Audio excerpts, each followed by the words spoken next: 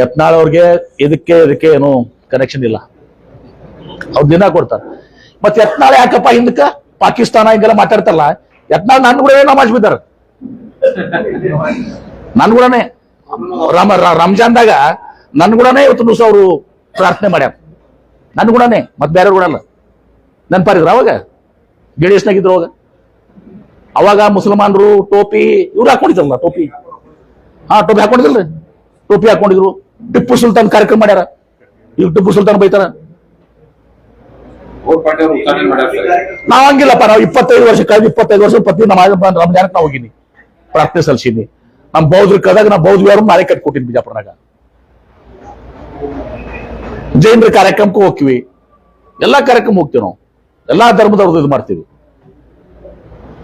ಯತ್ನಾಳ್ ಅವ್ರ ಕೆಲಸ ಅಟ್ಟೆ ಪಾಕಿಸ್ತಾನ. ಈಗ ಅವಾಗ ನೀವು ನಮಾಜ್ ಬಿಡೋ ಟೈಮ್ನಾಗ ನೀವು ಟಿಪ್ಪು ಸುಲ್ತಾನ್ ಜಯಂತಿ ಮಾಡೋತ್ತಿಗೆ ಅವಾಗ ಅಲ್ಲಾ ಹೋಗಕ್ಕೆ ಬರ್ರಿ. ಈಗ ಸೊ ಬಿಡ್ರಿ ಇವೆಲ್ಲ ಸುಮ್ಮನೆ ಇದೆಲ್ಲ ಮಾಡಿ ಮಾತಾಡುವಂಥದ್ದು.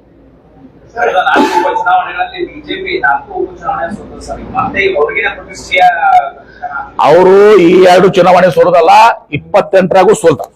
ಬರ್ದಿಟ್ಕೊಂಡ್ಬಿಡ್ರಿ. ಥ್ಯಾಂಕ್ ಯು, ಧನ್ಯವಾದಗಳು.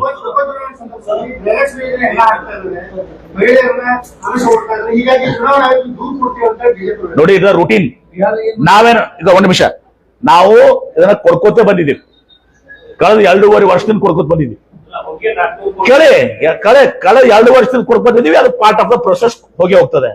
ನೀವೇನ್ ಮಾಡಿದ್ರಪ್ಪ ಬಿಹಾರ್ ಚುನಾವಣೆದಾಗ? ಬಿಹಾರ್ ಚುನಾವಣೆ ಕೊಟ್ಟಿರಲ್ಲ, ಚುನಾವಣೆ 1 ತಿಂಗಳು ಇದ್ದಿದ್ದಿಲ್ಲ, ಕೊಟ್ಟಿರಲ್ಲ. ಅವಾಗ 10,000 ರೂಪಾಯಿ ಕೇಳ ಬಸವಂತವ್ರು ಹೇಳ್ತಾರೆ, ಇಲೆಕ್ಷನ್ ಮುಗಿದ್ಮ್ಯಾಗ ಸ್ಟಾಪ್.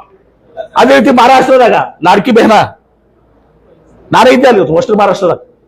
ಓಟ್ ತಗೊಂಡ್ರು, ಮಹಿಳೆಯರು ಓಟು, ಇಲೆಕ್ಷನ್ ನಂತರ ಬಂದ್. ನಾವು ಬಂದ್ ಮಾಡಿವಾ?